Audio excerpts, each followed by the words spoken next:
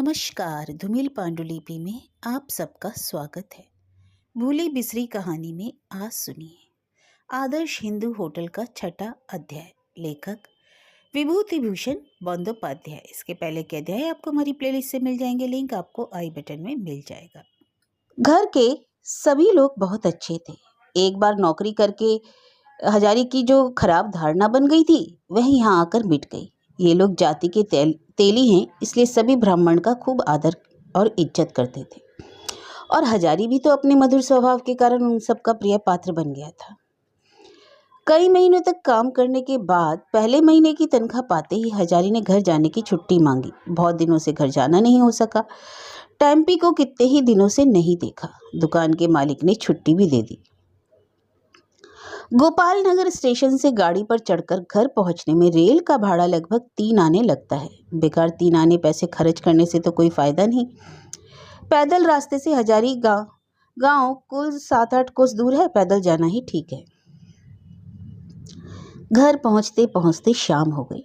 टेम्पी ने दौड़ते हुए आकर कहा, बाबा आओ आओ, अभी कहाँ से आ रहे हो? उसके बाद अंदर से पंखा लेकर वह पंखा झलने लगी। हजारी को लगा टेम्पी के हाथ के पंखे की हवा से उसका सारा देह मन शीतल हो गया।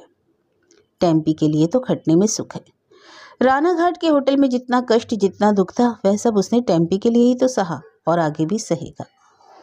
अगर बंशीधर ठाकुर के भांजे और उस लड़के के साथ रहने दो। टेम्पी ने कहा, बाबा सीधी एक दिन तुम्हारे बारे में बात कर रही थी। मेरे बारे में? हरिचरण बाबू की बेटी? हाँ बाबा, कह रही थी बहुत दिन से तुम आई नहीं। चलो ना आज वहां चलकर चाय पीना, मशीन का गाना सुनना। इसी समय टेम्पी की माँ घाट से नहाकर घर लौटी। हंसती हुई बोली, कब आई? हजारी ने कहा, अभी जरा देर हुई। सब ठीक है, रुपए मिल गए थे ना? हाँ अच्छी बात है। उनके घर का सतीश कह रहा था कि रुपए रानाघाट से नहीं भेजे। इस बीच तुम कहीं गए थे क्या? अब रानाघाट में नौकरी नहीं करता, आजकल गोपाल नगर में हूँ। बहुत अच्छी जगह में हूँ, समझी। तेली का घर है, इसलिए ब्राह्मण समझकर मुझ पर बहुत श्रद्धा भक्ति है। खाना पीना अच्छा मिलता है। कपड़े की उनकी बहुत बड़ी दुकान है। सवेरे शाम बढ़िया नाश्ता और खाना मिलता है और जलपान भी देते हैं। टेम्पी ने पूछा, जलपान में क्या देते हैं बाबा? किसी दिन मुरमुरा नारियल, किसी दिन हलवा। टेम्पी की माँ ने कहा, बैठो जरा सुस्ता लो, चाय नहीं है नहीं तो बना देती। टेम्पी जा तो बेटी, सतीश के घर चाय है, जरा सी मांग तो ला। और यह बात कहते वक्त टेम्पी की माँ ने दोनों भौहें चढ़ाकर एक ऐसा इशारा किया जो सिर्फ अबोध बच्चियां ही किया करती हैं। टेम्पी ने कहा, इसकी क्या जरूरत है माँ? मैं बाबा को अस्सी दीदी के घर ही क्यों ना ले जाऊँ? वहाँ चाय भी मिल जाएगी, जलपान भी मिल जाएगा। टेम्पी ने 2-2 बार अस्सी के घर जाने की बात कही थी, लिहाजा हजारी बेटी की राय से सहमत हुए बिना नहीं रह सका। टेम्पी की इच्छा उसके लिए बहुतों की आज्ञा से बढ़कर है। हरिचरण बाबू बैठक खाने में बैठे थे। हजारी को उन्होंने आदर से कुर्सी पर बैठाया। अरे आओ आओ हजारी, कब आए? अरे टेम्पी जा तो अपनी अस्सी दीदी से कह दे कि हम लोगों के लिए चाय दे जाए, अभी मैंने भी चाय नहीं पी। अच्छे हैं बाबू? हाँ बहुत मजे में। तुम्हारे अपने होटल का क्या हुआ? रानाघाट में ही हो ना? हजारी ने संक्षेप में रानाघाट की नौकरी छूटने से लेकर गोपाल नगर में फिर नौकरी मिलने तक की बात बताई। थोड़ी देर बाद अस्सी और टेम्पी ने कमरे में आकर उन लोगों के सामने एक गोल टेबल पर चाय और नाश्ता रखा। नाश्ता सिर्फ एक प्लेट में था, हजारी के लिए। हरिचरण बाबू इस समय कुछ नहीं खाएंगे। बाबू आपका नाश्ता? हजारी ने पूछा। तुम खाओ, इस समय मुझे खाने से अमल हो जाता है, मैं सिर्फ चाय पीऊँगा। हजारी ने सोचा, इतने बड़े आदमी हैं, घर में इतनी अच्छी अच्छी चीज़ें हैं, लेकिन खाने पर अमल हो जाएगा इसलिए खा नहीं सकते। कैसी बदकिस्मती है। 46 की उम्र हो जाने से क्या होता है, अमल किसको कहते हैं ये मुझे मालूम भी नहीं।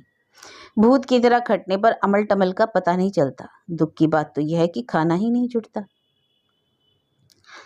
अस्सी बहुत बड़ी प्लेट में नाश्ता ले आई थी। घी में भुना चिड़वा, नारियल का खुरचन, घर में बनी 2 गरम कचौड़ियाँ और थोड़ा सा हलवा। बड़ी प्याली में 1 प्याली चाय।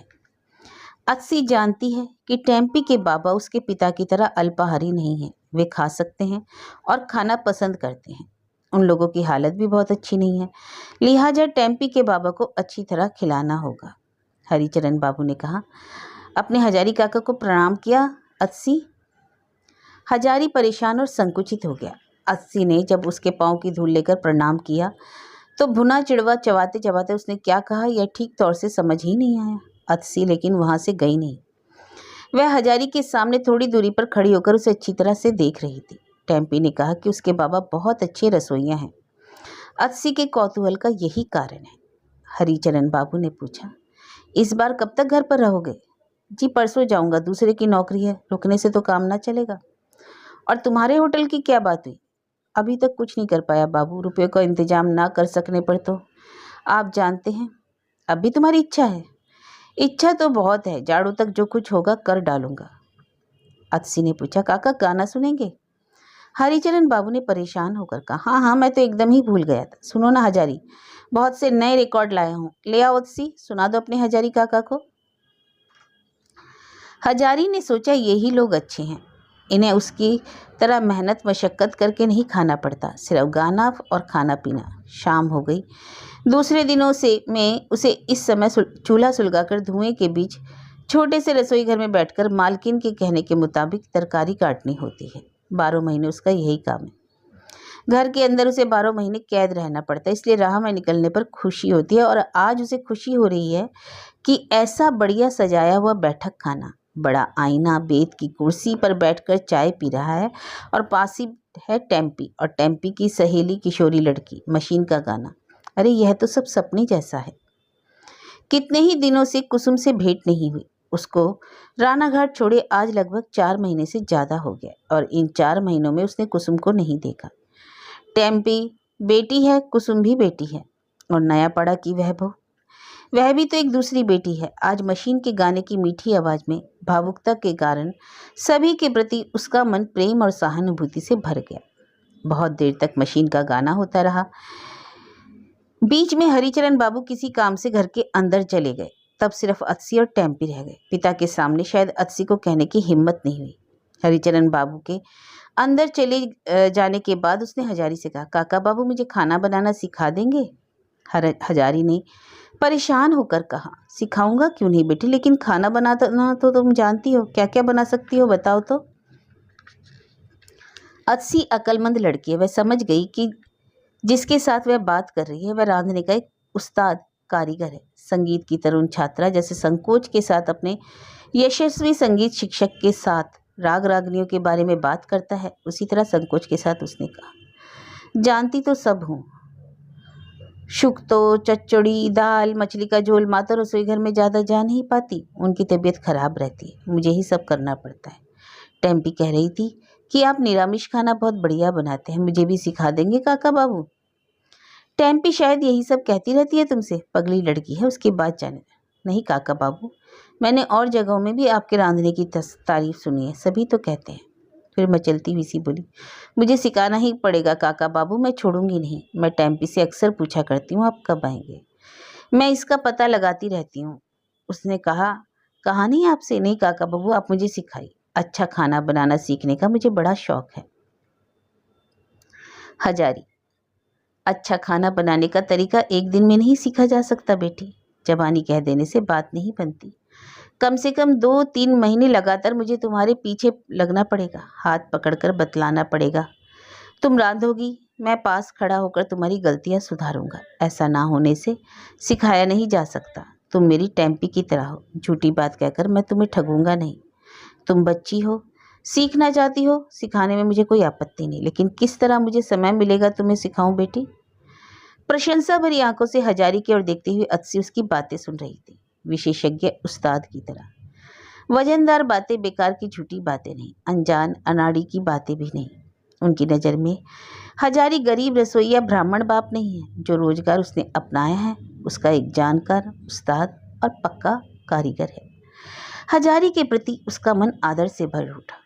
अगले दिन हजारी सोकर उठ के तंबाकू गुड़गुड़ा रहा था कि तभी अचानक अतसी को अपने घर में घुसते देखकर वह बड़े अचरज में पड़ गया। अतसी बड़े आदमी की बेटी है, बेवक्त वह क्या सोचकर उसके गरीब के घर आई? टेम्पी घर पर नहीं थी। टेम्पी की माँ भी अतसी को देखकर बड़े अचरज में पड़ गई। उसने दौड़कर अपनी अकल के मुताबिक जमींदार की बेटी का स्वागत किया।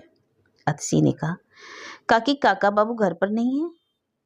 टेम्पी की माँ ने कहा, हाँ बेटी, उधर उस कोने में चबूतरे पर बैठे तंबाकू पी रहे हैं। टेम्पी कहाँ है? वह सधु गोप के घर मूली का बीज लाने गई है, आती होगी, बैठो ना, ठहरो जरा आसन बिछा दूं। अत्सी टेम्पी की माँ के हाथ से बड़ी तेज से और बड़े सुंदर ढंग से आसन लेकर विचित्र हंसी हंसती हुई बोली, आसन रहने दीजिए काकी, बड़ी मैं कहीं की गुरु ठाकुर आई हूँ कि मेरे लिए यत्नपूर्वक आसन बिछाएंगी। इस हंसी से, इससे ढप से सुंदर लड़की अत्सी जाने कितनी सुंदर दिखाई पड़ी। टेम्पी की माँ मुग्ध दृष्टि से अत्सी की ओर देखती ही रह गई। इसी बीच हजारी ने वहां आकर कहा, सवेरे सवेरे कैसे आना हुआ लक्ष्मी बेटी? अत्सी ने हजारी के पास जाकर कहा, आपसे एक बात करनी है। क्या बात है बेटी? उधर चलिए, जरा अलग चलकर कहूंगी। हजारी समझ ही नहीं पाया कि अत्सी इतनी सवेरे कौन सी गुप्त बात उससे एकांत में कहने आई है। चबूतरे की ओलती तले जाकर उसने पूछा, क्या बात है बेटी? अत्सी ने कहा, काका बाबू, अगर आप किसी से ना कहें तो। नहीं कहूंगा बेटी, तुम कहो। आपने होटल खोलने के लिए बाबा से रुपए मांगे थे ना? लेकिन मैं तो इस बार नहीं, पहले कहा था। यह बात तुमसे किसने कही? यह नहीं बतलाऊंगी, मैं आपको रुपए दूंगी, आप होटल खोलिए। रुपए तुम कहाँ पाओगी? अत्सी ने हंसकर कहा, मेरे पास है। मैं 200 रुपये दे सकती हूँ। मैंने धीरे धीरे इकट्ठे किए हैं, लेकिन मैं छिपा कर दूंगी। बाबा यह बात न जानने पाए, कोई भी न जान सके। हजारी की आंखों में आंसू भरा है। अब तक 3 लड़कियां उसके जीवन में आ चुकी, जिन्होंने पूरे निस्वार्थ भाव से उसे उसकी ऊंची आशा की ओर आगे बढ़ाना चाहा। दोनों ही एक जैसी सरल हैं। तीनों ही तो उसकी अपनी सगी नहीं है, लेकिन अत्सी जमींदार के घर की सुंदर पढ़ी लिखी लड़की है। उसके मन में जो इतना खिंचाव पैदा हुआ, यह तो अचरज की बात है। हजारी ने कहा, लेकिन तुमने यह बात सुनी कहाँ बेटी? नहीं बताऊंगी, पहले ही तो कह चुकी हूँ। अत्सी ने हंसकर कहा, फिर भी मैं रुपए नहीं लूंगा। पहले बताओ किसने कहा है? अच्छा, नाम बताने पर आप उससे कुछ नहीं कहेंगे? किससे क्या नहीं कहूंगा यह तो समझ नहीं पा रहा हूँ। इसमें कहने सुनने की क्या बात है? अच्छा, मैं नहीं कहूंगा, बताओ। टेम्पी ने कहा था कि बाबा की इच्छा है कि एक होटल खोलें। मेरे बाबा से कर्ज के तौर पर रुपए मांगे थे, लेकिन बाबा रुपए नहीं दे सके। उनसे कहना ना कहना दोनों बराबर है। मैंने सोचा मेरे पास तो रुपए हैं, मैं काका बाबू को दे दूं, उनका भला होगा। मेरे पास तो यूं ही पड़े हैं। आपका होटल निश्चय ही बहुत अच्छी तरह से चलेगा, आप बड़े आदमी हो जाएंगे। मैं टेम्पी को बहुत चाहती हूँ। उसके मन में अगर खुशी हो तो मुझे तृप्ति होगी। रुपयों को संदूक में रख कर क्या होगा? पर बेटी, तुम्हारे बाबा को बताए बिना तो मैं तुम्हारे रुपए नहीं ले सकता। अत्सी बहुत उदास हो गई। हजारी के साथ उसने बहुत देर तक बचकानी बहस की। बाबा को बताए बिना रुपए लेने में क्या बुराई है? अंत में उसने कहा, ठीक है, मैं ये रुपए टेम्पी को देती हूँ। नहीं बेटा, तुम उसे भी नहीं दे सकती। तुम अभी बच्ची हो, रुपए देने का अधिकार तुम्हें नहीं। तुम तो पढ़ी लिखी हो, सोच कर देखो। ठीक है, मुनाफे पे मुझे कुछ हिस्सा दे दीजिएगा। हजारी को हंसी आई। कुसुम, ग्वाला घर की बहू, अत्सी सभी तो एक ही बात कहती हैं। ये सभी महाजन बनकर रोजगार में रुपए लगाना चाहती हैं। मजे की बात है। नहीं बेटी, यह नहीं हो सकता। तुम बड़ी हो, ससुराल जाओ, आशीर्वाद देता हूँ, राजरानी हो, तब अपने इस काका बाबू को जो चीज चाहे दे देना। हजारी का मन हुआ कि टेम्पी को बुलाकर डांट दे। यह सब बातें उसे अत्सी से कहने की जरूरत नहीं थी, लेकिन अत्सी को उसने जबान दे दी। इसके बारे में टेम्पी से कुछ कहने पर वह अत्सी के कानों तक जा पहुंचेगी, यह सोचकर वह चुप रहा। अत्सी दुखी होकर चली गई। उस दिन ग्वालापाड़ा में घूमने जाकर कुसुम के बाप से मालूम चला कि कुसुम बहुत बीमार पड़ गई है। इस बार किसी तरह संभल गई है। उसने कुछ पूछा नहीं था। बातों ही बातों में कुसुम के काका घनश्याम घोष ने कहा था, बीच में 15 दिनों तक रानाघाट में था दादा ठाकुर। छेने का काम इस महीने बड़ा मंदा रहा। 15 दिनों तक? क्यों अचानक इस समय? हजारी ने पूछा। इसके बाद ही घनश्याम ने कुसुम की बात कही। हजारी के मन में बार बार यह बात उठने लगी कि कितने ही दिनों से कुसुम से भेंट नहीं हुई। एक बार उससे मुलाकात करने जाऊं तो कैसा रहे। उसकी बीमारी की खबर सुनकर मन चंचल हो गया। जीवन में उसे एक ही लड़की पर उसका असीम स्नेह और श्रद्धा है। उसकी इच्छा हुई कि वह कुसुम के बारे में घनश्याम से और बहुत कुछ पूछे, लेकिन वैसा नहीं किया जा सकता। मन के आकुल आग्रह को मन ही में दबाकर उसने उदासीन भाव से सिर्फ इतना ही पूछा, अब कैसी है? अब तो आपके माँ बाप के आशीर्वाद से अच्छी हो गई, लेकिन घर बड़ी मुश्किल से चल रहा है। दूध दही बेचकर तो गुजारा करती थी, आज कई महीनों से चारपाई पकड़े हुए है। इधर मेरे घर की हालत तो देख रहे हो, कहाँ से क्या करूं दादा ठाकुर। हजारी ने इसके बारे में और कुछ नहीं कहा। जैसे कुसुम के बारे में उसका सारा आग्रह खत्म हो गया। घर लौटते हुए हजारी ने सोचा कि राना घाट तो उसे जाना ही पड़ेगा। कुसुम की बीमारी की बात सुनकर वह चुप नहीं रह सकता। कल ही वह राना घाट जाएगा। रास्ते में अतसी के पिता हरिचरण बाबू से मुलाकात हुई। वे हाथ में मोटी लाठी लेकर टहलने निकले थे। हजारी को देखकर बोले, अरे हजारी, कहाँ से आ रहे हो? अब चलो मेरे साथ वहीं चाय पीना। हजारी को बैठक खाने में बिठाकर हरि बाबू ने कहा, बैठो, मैं अंदर से आ रहा हूँ। उसके बाद दोनों एक साथ चाय पियेंगे। जब तक घर पर हो जरा आते जाते रहा करो, यहाँ कोई आता नहीं। दिन भर अकेले बैठे बैठे समय नहीं कटता। रुको, आ रहा हूँ। हरि बाबू के अंदर जाने के जरा देर बाद अतसी एक रकाबी में पूरियां, बैगन भाजा और थोड़ा सा गुड़ ले आए। टेबल पर हजारी के सामने रकाबी रखकर बोली, आप तब तक खाइए काका बाबू, चाय लिए आती हूँ। नहीं, पहले बाबू साहब को आ जाने दो। बाबा तो नाश्ता नहीं करेंगे, वे सिर्फ चाय पियेंगे। तब तक आप नाश्ता कर लीजिए, चाय उनके साथ ही दूंगी। अतसी गई नहीं, पास ही खड़ी रही। हजारी को थोड़ी घबराहट होने लगी। कहने की कोई बात न सूझने पर बोला, टेम्पी आज नहीं आई? नहीं, इस वक्त तो नहीं आई। और कोई बात ना सूझने पर हजारी चुपचाप खाने लगा। खाते खाते एक बार आंख उठाकर देखा। अतसी टकटकी लगाकर उसी की ओर देख रही थी। अतसी सुंदर लड़की है। टेम्पी की सखी होने पर भी उम्र में उससे 4-5 वर्ष बड़ी है। इस उम्र में सुंदर लड़की के साथ अकेले कमरे में थोड़ी देर बिताने का अनुभव ही हजारी को नहीं है। उसे घबराहट मालूम हुई।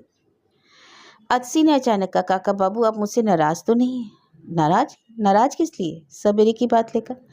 अरे नहीं नहीं, उसमें मेरे नाराज होने की कोई बात नहीं, बल्कि तुम्हारे ही। नहीं, सुनिए काका बाबू, उसके बाद मैंने सोचा कि आप मेरे रुपए ले लेते तो बड़ा अच्छा होता। जानते हैं, भैया के मरने के बाद मैं अक्सर सोचा करती हूँ कि भैया जीते रहते तो बाबा की जायदाद मुझे ना मिलती, लेकिन अब मिलेगी। लेकिन भगवान जानते हैं काका बाबू, मैं जायदाद का एक भी पैसा नहीं चाहती। भैया जायदाद का इस्तेमाल करते तो करते, नहीं तो बाबा जायदाद का जो चाहे सो करें, उड़ा पुड़ा दें या दान कर दें। लेकिन मेरे मन में यह बात ना आने पाए कि भैया के रहने पर यह जायदाद मैं ना पाती, भैया ही पाता। जायदाद के लिए जिसे मैं किसी दिन मेरे अपने हाथ में जो कुछ है उसे भी उड़ा दूंगी। अतसी की आंखों में आंसू छलछलाए, वह चुप हो गई। हजारी धीरज दिलाता सा बोला, नहीं बेटी, ये सब बातें मत सोचो। अपने माँ बाप को संभाल कर रखोगे, तुम ही तो उनकी एकमात्र बंधन हो। तुम ऐसी हो जाओगी तो काम चलेगा? छी बेटी। हजारी सचमुच अवाक हो गया। उसने पूछा, सोचा जरा सी लड़की, इसके मन में कितना ऊंचा है, बड़ा खानदान इसी को तो कहते हैं। यह क्या बेचू के होटल की पद्दोमेरी है? हजारी ने कहा, अच्छा बेटी, मुझे रुपए देने की झक तुम पर सवार क्यों हुई, बताओ तो। तुम औरत जात अगर अच्छी होती हो तो बहुत अच्छी, और बुरी होती हो तो बहुत बुरी। तुम मेरा विश्वास करती हो बेटी? आप ही देखिए ना करती तो आपको रुपए देती? अपने बाबा को बताए बिना? बाबा को बताने पर वे नहीं देंगे, और इधर मेरे पास पड़े हुए हैं। आपका भला होगा। आपके घर की तकलीफ मैं जानती हूँ। टेम्पी की शादी करनी होगी। कहाँ आपको रुपया मिलेगा, कहाँ क्या मिलेगा? आपके रांधने की जितनी शोहरत है, आपका होटल खूब चलेगा। 6 बरस के अंदर आप मेरे रुपए मुझे वापस कर दीजिएगा। अतसी के हृदय का परिचय पाकर हजारी मुग्ध हो गया। बोला, अच्छा, तुम देना रुपए, मैं लूंगा। मैं इसी महीने होटल खोलूंगा। तुम्हारे मुंह से भगवान ने यह बात कही है बेटी। तुम लोग निष्पाप बच्चियां हो, भगवान तुम्ही लोगों के मुंह से बोलते हैं। अतसी ने हंसकर कहा, तब बात पक्की रही, लेंगे ना? पक्का ही कहता हूँ। इस बार घूम फिर कर जगह देखा हूँ, कल सवेरे ही राना घाट जा रहा हूँ। हो सका तो राना घाट नहीं तो ग्वाड़ी में जगह देखूंगा, तुम्हें खबर मिल जाएगी। मैं 2-4 दिनों में घूम फिर कर वापस आ जाऊंगा। अतसी ने कहा, बाबा की पूजा खत्म हो गई, वे आ रहे हैं, आप बैठिए, मैं आप लोगों के लिए चाय ले आती हूँ। सुनिए काका बाबू, आपने जिस दिन बाबा से होटल के लिए रुपए मांगे थे, उस दिन बाहर से मैंने सारी बातें सुनी थी। उसी वक्त मैंने तय कर रखा था कि मेरे पास जो रुपए हैं मैं आपको दे दूंगी। अच्छा, एक सच्ची बात बताओ तो बेटी, मेरे लिए तुम्हारे मन में इतनी दया क्यों? बताऊं काका बाबू, आपको देखकर मुझे लगता है कि आप बड़े सरल व्यक्ति, अच्छे आदमी हैं। सच कहती हूँ, आपको देखकर मुझे बड़ी तकलीफ होती है, लेकिन इसे आप दया क्यों कहते हैं? क्या मैं आपकी बेटी नहीं? हजारी, पिछले जन्म में तुम मेरी माँ थी, इसी से दया कहता हूँ। नहीं तो संतान पर क्या किसी की और कोई इतनी ममता हो सकती है? तुम सुख से रहो, राजरानी बनो, आशीर्वाद देता हूँ। मैं गरीब काका हूँ, इससे ज़्यादा क्या कर सकता हूँ? अतसी ने आगे बढ़कर अचानक झुककर हजारी के पैरों की धूल लेकर उसे प्रणाम किया और फिर जरा न रुककर फौरन घर के अंदर चली गई। रात में सारी रात हजारी सो नहीं सका। अतसी जैसे बड़े घर की सुंदर लड़की का स्नेह पाने में एक तरह का तो नशा है, और वह नशा हजारी पर छा गया। यह उसके जीवन की एक अद्भुत घटना है। सवेरे उठकर हजारी राना घाट के लिए चल पड़ा। ज़्यादा नहीं, 5-6 मील का ही तो रास्ता है। पैदल चलकर 8:30 बजे के लगभग स्टेशन के पास वाले सगोना के जंगल में जा पहुंचा। रेल बाजार में घुसते ही उसकी इच्छा हुई कि एक बार अपने पुराने काम की जगह को झांक कर देखता जाए। आज लगभग 5 महीने हुए उसने राणा घाट छोड़ा था। दूर से ही बेचू चक्रवर्ती के होटल का साइन बोर्ड देखकर उसका मन उत्तेजना और कौतूहल से भर उठा। पिछले 6 वर्षों की जाने कितनी स्मृतियां टीन के छाजन वाले इस घर से जुड़ी हुई हैं। होटल के गद्दी घर में घुसते ही सबसे पहले वह बेचू चक्रवर्ती के सामने पड़ गया। लगभग 10:30 बज गए थे। ग्राहकों का आना जाना शुरू हो गया था। पहले की तरह बेचू चक्रवर्ती गद्दी घर की चौकी पर कैश बॉक्स के सामने बैठे हुक्का पी रहे थे। हजारी ने प्रणाम किया तो उन्होंने कहा, अरे हजारी ठाकुर, कैसे आजकल कहाँ हो? खूब मजे में तो हो ना? और हजारी पलक मारते मानो फिर बेचू चक्रवर्ती के यहाँ नौकरी करने वाला रसोइया ब्राह्मण बन गया। जाने कहाँ से वैसा ही डर, संकोच और मालिक के प्रति आदर उड़कर उसके सारे देह मन पर छा गया। वह पहले की तरह संकुचित भाव से बोला, जी आपकी दया से, एक तरह से। जी आप तो अच्छे से हैं ना? आजकल हो कहाँ? जी गोपाल नगर में, कुंडू बाबू के यहाँ। ओ, घर का काम करते हो? कितने दिनों से हो वहाँ? यही 4-1 महीनों से हूँ बाबू। ठीक है, लेकिन तनख्वाह वहाँ कितनी पाते हो? होटल की तरह गृहस्थ के घर में भला तनख्वाह वहाँ मिलेगी कहाँ? बेचू चक्रवर्ती की इस बात में हजारी को एक तरह का आह्लाद सुनाई पड़ा। आखिर मामला क्या है? बेचू चक्रवर्ती क्या फिर उसको अपने होटल में रखना चाहते हैं? उसके मन में कौतूहल हुआ कि देखा जाए अंत तक क्या होता है। उसने विनय पूर्वक कहा, ठीक कहते हैं बाबू, तनख्वाह तो ज़्यादा नहीं, गृहस्थ लोग कहाँ से ज़्यादा तनख्वाह देंगे। तब क्या आप फिर हमारे यहाँ आए हो? जी हाँ बाबू।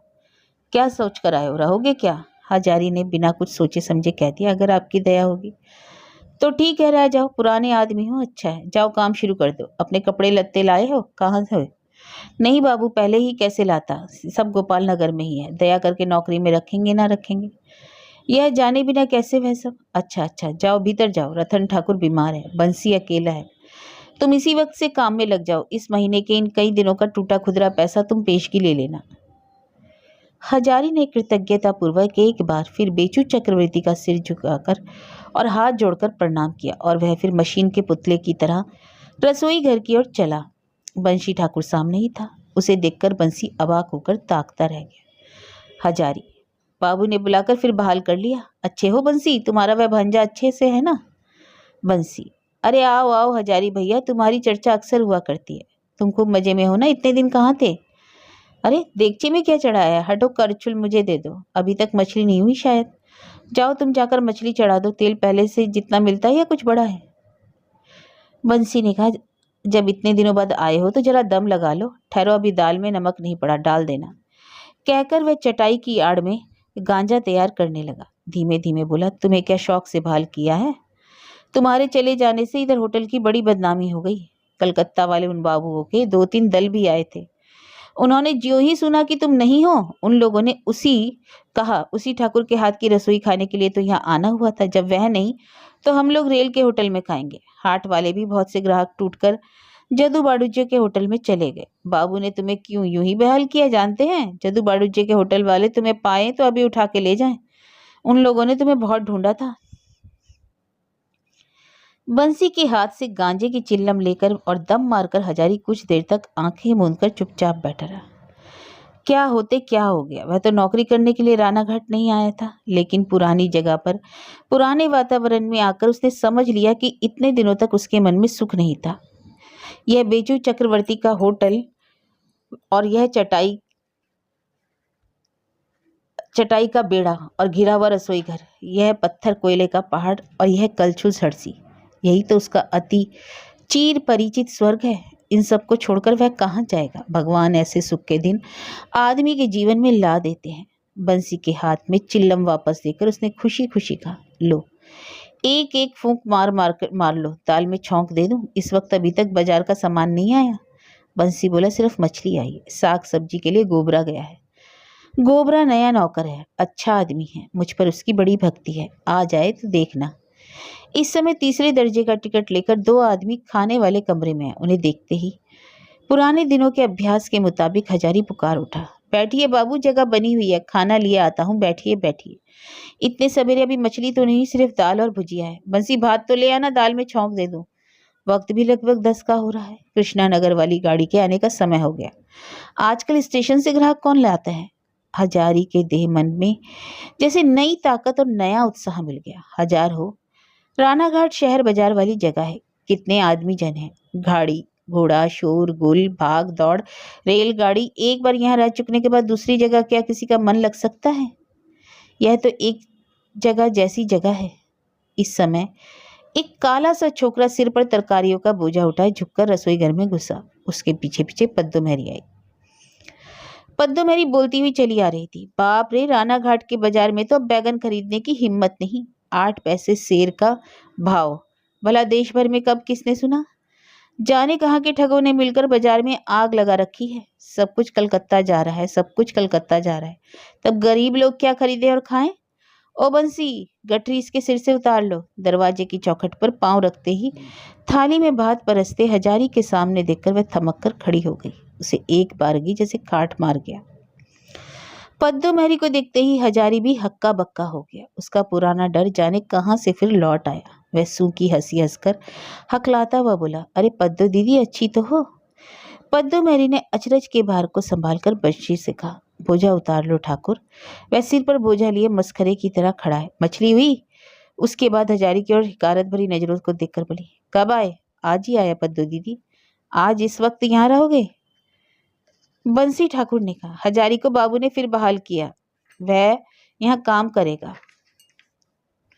पद्दो मेहरी ने करवाहट से कहा, ठीक है।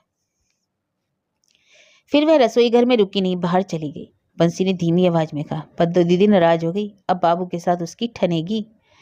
दोपहर भर पद्दो मेहरी रसोई घर की ओर नहीं दिखी। हजारी का मन छटपटा रहा था, कब वह काम खत्म करके जाकर कुसुम से मिले।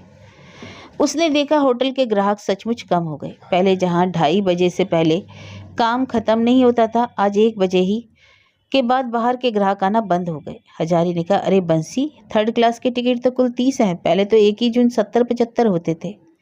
इतने ग्राहक गए कहाँ? बंसी ने कहा, आज तो फिर भी कुछ बड़े हैं। बीच में हालत और बिगड़ गई थी। ऐसे दिन भी गुजरे जब 3rd क्लास के 20 ही टिकट हुए। ज्यादा लोग जदू बड़ूची के होटल में चले जाते हैं। उनके यहाँ इस वक्त 100 और उस वक्त 60-70 ग्राहक होते हैं। हाट के दिन और ज्यादा हो जाते हैं। और ग्राहक रहे भी कहाँ से बताओ? ग्राहकों के मांगने पर किसी दिन मछली की मूड़ी नहीं मिलेगी। जब भी बड़ी मछली कटेगी, मूड़ी पद्दो दीदी ले जाएगी। हम लोग कुछ कह नहीं सकते। ऊपर से आजकल पद्दो दीदी ने जो चोरी शुरू कर दी है। सारी बातें फिर किसी वक्त बोलूंगा, तुम पहले खाना खा लो। होटल से खाना वाना निपटाकर हजारी बाहर निकला। मोड़ की दुकान से 1 पैसे की बीड़ी खरीदकर सुलगाई। चूर्णी के किनारे अपनी चीर परिचित जगह पर वह बहुत दिनों से नहीं बैठा, फिर वहां जाकर बैठना होगा। रास्ते में राधा वल्लभ तले उसने भक्ति भाव से प्रणाम किया। आज उसके मन में बहुत आनंद है। राधा वल्लभ जागृत देवता है, उन्होंने उसे ऐसे दिन भी दिखाए। आज सवेरे जब वह घर से बाहर निकला था, तब क्या उसने यह सोचा था? यह तो सपने का भी सपना है। चोर कहकर बदनामी करके जिसे उन लोगों ने निकाल दिया था, आज उन्हीं ने अपने आप नौकरी पर बहाल किया बुलाकर। चूर्णी नदी के किनारे परिचित पेड़ के नीचे बैठकर मन के आनंद में उसने 1 पैसे की बीड़ी फूंक डाली। कुसुम के घर इस समय सब लोग सो रहे होंगे। गृहस्थ के घर जाकर मिलने जुलने का समय नहीं है। दिन कब ढलेगा? 4 बजे से पहले कुसुम के यहाँ जाना ठीक नहीं। अभी 1.5 घंटे की देर है। किसी दिन गोपाल नगर जाकर कुंडू के यहाँ से अपने कपड़ों की पोटली ले आएगा। पिछले महीने की तनख्वाह बाकी है। दे तो अच्छा है, ना दे तो क्या किया जा सकता है। आज जरा रात रहते ही उठने की वजह से नींद अच्छी नहीं आई। उस पर बहुत दिनों के बाद होटल की मशक्कत और 5 कोस पैदल चलकर रानाघाट आने की वजह से हजारी का शरीर थका हुआ था। पेड़ के नीचे की छांव में उसे कब नींद आ गई। जब नींद खुली तो सूरज की ओर देखकर उसने जाना कि 4 बज गए हैं। कुछ देर बाद उसने कुसुम के घर की दरवाजे की कुंडी खटखटाई। कुसुम ने खुद ही आकर दरवाजा खोला और हजारी को देख अवाक होकर बोली, ताऊ जी, कहाँ से? आइए आइए। उसके बाद उसने झुककर हजारी के पैरों की धूल लेकर प्रणाम किया। हजारी ने हंसते हुए कहा, कल्याण हो बेटी, लड़के बच्चे सब भले चंगे हैं ना। अरे तू कितनी दुबली हो गई है, तुम्हारे काका से सुना बीमार हो गई थी। कुसुम ने उसे घर के अंदर ले जाकर जमीन पर दरी बिछाकर बैठाया, फिर कहा, डर की कोई बात नहीं ताऊ जी, इतनी जल्दी मरने वाली नहीं हूँ। आप जब से गए हैं फिर कोई खबर ही नहीं मिली। जानते हैं ताऊ जी, बीमारी में मुझे आपकी कितनी याद आई थी। अगर मर जाती तो फिर आपसे मुलाकात होती, किस्मत में दुख ना लिखा होता तो मरी। छी छी बेटी, ऐसी बातें नहीं बोलते। अच्छा इतने दिनों आप कहाँ थे, आज कहाँ से? एंडोशाला में। कुसुम घबराकर बोली, पैदल ही आए शायद, खाना वाना। हजारी ने हंसकर कहा, घबराओ नहीं बेटी, सब बताता हूँ। सवेरे एंडोशाला से निकला, सोचा चलूँ एक बार राना घाट, तुमसे मिलने की बड़ी इच्छा हुई। रेल बाजार में जैसे ही बाबू के होटल में मिलने गया, वैसे ही उन्होंने मुझे काम पर बहाल कर लिया। वहाँ का काम धंधा निपटाकर चूर्णी के किनारे टहलकर चला आ रहा हूँ। अच्छा, तो उन्होंने फिर आपको बुलाकर बहाल किया? तब झूठ मूठ चोरी का इल्जाम क्यों लगाया था? पद्दो है ना? पद्दो है, जाएगी कहाँ, ऐसी वैसी है, खूब है। फिर जरा अभिमान के स्वर में बोला, मुझे रखे बिना उनका होटल नहीं चल रहा था। ग्राहक तो आधे से ज्यादा टूट गए, सब लोग बाडूजे के होटल में चले जा रहे हैं। हजार हो होटल के मालिक या लिहाजा उसके मालिक जैसे ही। जदू बाडूजे का नाम जरा आदर के साथ हजारी के मुंह से निकला। कुसुम अवाक होकर थोड़ी देर खड़ी रही, फिर अचानक परेशान होकर बोली, जरा बैठिए ताऊ जी, मैं अभी है। नहीं नहीं सुनो, अभी खाने पीने का झंझट मत करो, आप बैठिए तो मैं भी आती हूँ। कोई बात काम नहीं आई। जरा देर बाद ही कुसुम एक कटोरे में गर्म दूध और एक रकाबी में 2 बर्फी संदेश ले आई। उसे हजारी के सामने रखकर उसने कहा, थोड़ा नाश्ता कर लीजिए। यही तो तुम लोगों में खराबी है, मना करने पर भी बात नहीं सुनती हो। कुसुम ने हंसते हुए कहा, जरा देर बाद सुनूंगी, सारा दूध पी जाइएगा, बढ़िया दूध है, अपनी गाय का दूध, गाढ़ा करके औटाया हुआ, दोपहर से आंच पर बैठाया हुआ था। तुमने तो बड़ी मुश्किल में डाल दिया बेटी। पान बनाकर हजारी को देती हुई कुसुम बोली, ताऊ जी होटल अच्छा लग रहा है? बुरा तो नहीं, अच्छा खासा ही लगा, लेकिन क्या सोच रहा हूँ जानती हो? इस रेल बाजार में एक और होटल मजे से चल सकता है। सिर्फ मजे से नहीं चल सकता ताऊ जी, खूब अच्छे से चलेगा। आप अपने नाम से होटल खोलेंगे तो सारे होटल फीके पड़ जाएंगे। तुम ऐसा समझती हो बेटी? हाँ ऐसा ही समझती हूँ, आप होटल खोलिए। कल ही एक और आदमी ने यह बात कही थी, तुम्हारी तरह वह भी मेरी और एक बेटी है, हमारे ही गांव की। कौन ताऊ जी? हरी बाबू की बेटी अत्सी। वह टेम्पी की सहेली है, दोनों में बड़ा अपनापा है। वह कल मुझसे कह रही थी, हमारे यहाँ के बाबू की लड़की? मैंने तो उसे कभी देखा नहीं, उम्र क्या है? थोड़े ही दिन पहले गांव आए हैं, तुम देखती कैसे? उम्र 16-17 होगी, बड़ी अच्छी लड़की है। जब सभी लोग कह रहे हैं तो ऐसा कीजिए ना, रुपए मैं दूंगी। अत्सी ने भी देने को कहा, दोनों से रुपए लेकर शान से होटल खोलूंगा। लेकिन डर लगता है, तुम्हारी जमा पूंजी लेने के बाद अगर घाटा हुआ तब मैं ना इधर का रहूंगा ना उधर का। अत्सी तो फिर भी बड़े आदमी की बेटी है, उसके 200 रुपये डूब भी जाएंगे तो कुछ बनेगा बिगड़ेगा नहीं। नहीं, आपको मेरे रुपए भी लगाने होंगे, मैं कुछ नहीं सुनूंगी। मैं तुम दोनों के ही रुपए लूंगा। ठहरो, मैं कल से जगह तलाश करता हूँ, लेकिन तुम्हारे रुपए डूब जाएं तो मुझे दोष मत देना। ताऊ जी मैं कहती हूँ, आप होटल खोलेंगे तो रुपए डूबेंगे नहीं, फिर भी अगर डूब जाए तो क्या होगा? आपको दोष नहीं दूंगी। चलते वक्त कुसुम ने कहा, ताऊ जी मैं सोच रही हूँ कि परसों संक्रांति के दिन सत्यनारायण की कथा सुनो। रात में आप प्रसाद यहीं पाइएगा। यह कैसे होगा बेटी? मुझे तो 12 बजे से पहले छुट्टी ना मिलेगी। तब अगले दिन दोपहर को आप 1 बजे आइएगा, मैं पूरी बनाकर रखूंगी, आप तरकारी बना लीजिएगा, बात पक्की रही। लेकिन आपको आना जरूर पड़ेगा ताऊ जी। होटल में लौटकर उसने बड़े देग में खाना चढ़ा दिया। बंशी ठाकुर अभी तक नहीं आया था। हजारी बड़ी खुशी से चारों तरफ देखने लगा। वही परिचित पुराना रसोई घर, यहाँ तक कि एक पुरानी लोहे की खंती जिसे 5 महीने पहले उसने टीन की छाजर में खोस दिया था, अब भी जंग लगी हालत में ज्यों की त्यों वहीं पड़ी है। वही बंसी, वही रतन, वही पद्दो दीदी। बंसी अंदर आया। हजारी ने कहा, आज पपीता काट दो बंसी, बहुत दिनों बाद आज जरा पपीते की तरकारी मन से बनाऊं, एक ही दिन में बाडूजी के होटल को पछाड़ दूंगा। गद्दी घर में पद्दो मैरी की आवाज सुनकर बंसी ने कहा, अरे पद्दो दीदी जरा सुनना। ओ पद्दो दीदी। पद्दो मैरी 3rd क्लास के खाने वाले कमरे से होकर रसोई घर में आई, बोली क्या है? बंसी ने कहा, इस वक्त क्या खाना बनेगा? हजारी पपीते की बढ़िया तरकारी बनाने को कह रहा है, आज से हम लोग को भी तो थोड़ा भला बुरा देखना होगा, क्या कहती हो? पद्दो मैरी ने कहा, नहीं पपीता कल बनेगा, आज इस वक्त विलायती कुमड़ा बनेगा और बारीक कटी मछली का झोल बना लो। सवेरे झींगा मछली का भाव 7 सेर आने था। देखो इस वक्त कौन मछली मिलती है। हजारी ने कहा, पद्दू दीदी आज थोड़ा मांस बनवाइए ना। अब तक पद्दूमरी ने सीधे सीधे हजारी से बात नहीं की थी। दिन भर में ये पहली बार उसने उसकी ओर देखकर कहा, मांस बुधवार को बन चुका, आज नहीं बनेगा, शनिवार को बनेगा। पद्दूमरी ने उससे बात की। हजारी पुलकित हो गया और पुलक का पहला क्षण बीतते ना बीतते उसे एकदम विस्मित और चकित करती पद्दूमरी ने पूछा, इतने दिन कहाँ थे ठाकुर? मेरे बारे में पूछ रही थी दीदी? हाँ, गोपाल नगर में कुंडू बाबू के यहाँ। मैं छुट्टी लेकर आया था, उसके बाद आज घूमने के लिए रानाघाट आया तो सो बाबू ने। अच्छा है, रहो ना, लेकिन पहले से कह ही देती हूँ, यहाँ का सामान बाहर नहीं ले जा सकते। बाबू ने वह सब एकदम बंद कर दिया। जो खा सकते हो वह यहीं खाओ, समझे? नहीं पद्दू दीदी, बाहर क्यों ले जाऊंगा? तुम्हारी वह कुसुम कैसी है, उससे मिलने नहीं गए? पद्दूमरी की आवाज में विद्रूप और श्लेष का भाव था। हजारी ने लज्जित होकर जवाब दिया, कुसुम कुसुम अच्छी है। पद्दूमरी शायद मुंह फिराकर हंसी, कम से कम हजारी को तो ऐसा लगा। पद्दूमरी के जाते ही बंसी ने कहा, चलो अब तुम्हारी नौकरी पक्की हो गई। ऐसा लगता है कि दोपहर में हम लोगों के चले जाने के बाद मालिक मालकिन में सलाह मशवरा हुआ है, चलो एक चिल्लम भरी जाए। हजारी हंसा, सब कुछ अच्छा है, लेकिन पद्दूमरी ने इसके बीच फिर कुसुम की बात को क्यों उठाया? बहुत छोटा मन है उसका, छी। बंसी ने बाहर से दबी आवाज में पुकारा, ओ हजारी भैया आओ, एक दम मार लें। गांजे का दम लगाकर हजारी रसोई घर में आ बैठा। अचानक अतसी का चेहरा उसकी आंखों के सामने नाच उठा। दुर्गा की मूरत जैसी अतसी, उसका मन कितना अच्छा है। अतसी अगर देख पाती कि काका बाबू गांजा पीते हैं, इसलिए तो वह गांव में कभी नहीं पीता, और लड़के बच्चों के सामने तो शर्म की बात है। 80 रुपये देना चाहती है, होटल तो अब उसे खोलना पड़ेगा। यह बात एक बार बंसी से कहे। बंसी और रतन दोनों अच्छे आदमी हैं, दोनों पर विश्वास किया जा सकता है, दोनों ही आदमी उसे चाहते हैं। उसने बंसी से पूछा, आजकल रात में चटनी बनती है? रोज नहीं, अभी नींबू सस्ता है तो नींबू दिया जाता है। तो मुझे ऐसा कुछ कर दिखाना होगा। सोच रहा हूँ बड़ी की खटाई बना दूं। तुम्हारे सोचने से क्या होगा, पद्दू दीदी पास करेंगी तब ना कुछ बनेगा। यहाँ का सारा आइन कानून भूल गए क्या हजारी भैया? हजारी हंसने लगा, बोला, बंशी जरा चाय बनाकर क्यों ना पी ली जाए, है इंतजाम?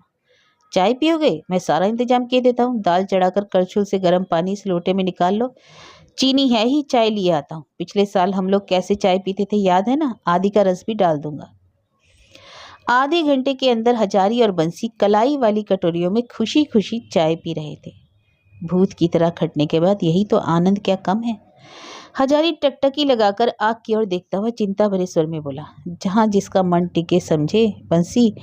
गोपाल नगर में शाम के वक्त रोज उन लोगों के मंदिर में भगवान का भोग लगता था। उसमें संदेश, कटे हुए फल, भिगोई हुई मूंग की दाल मुझे खाने को देते थे। चाय मैं चूल्हे पर खुद बना लेता था, लेकिन उसमें क्या ऐसा मजा था। रसोई घर में अकेला बैठकर चाय पीता, खाना खाता, हाय हाय करता था मन। खाकर भी खाने का सुख नहीं था। और आज सिर्फ चाय पी रहा हूं, लेकिन कितनी मीठी लग रही है। रात हो गई। स्टेशन के प्लेटफॉर्म पर किसी गाड़ी की आवाज सुनकर राजारी ने कहा, अरे बंसी, कृष्णानगर वाली लोकल आ गई, दाल में कटी मछली डाल दो। इसी समय खाने के कमरे से गोबरा ने आवाज लगाई, 3rd क्लास 2 थाली। उत्तेजना से हजारी का सारा शरीर जाने कैसा हो उठा। काम की कैसी भीड़ है, लोगों का कैसा शोरगुल, कैसी व्यस्तता, इसी में तो मजा है। इसके बदले गोपाल नगर जैसे देहाती गांव में कुंडुओं के पुराने जमाने के बहुत बड़े सन्नाटे भरे घर के सुनसान रसोई घर के कोने में बैठकर लकड़ियां गिनते गिनते और पीछे वाले बागीचे के पेड़ बड़े से इमली के चमगादड़ लटके डाल पत्तों की ओर देखते देखते रसोई बनाना, क्या उससे हो पाता? वह ठहरा शहर का आदमी।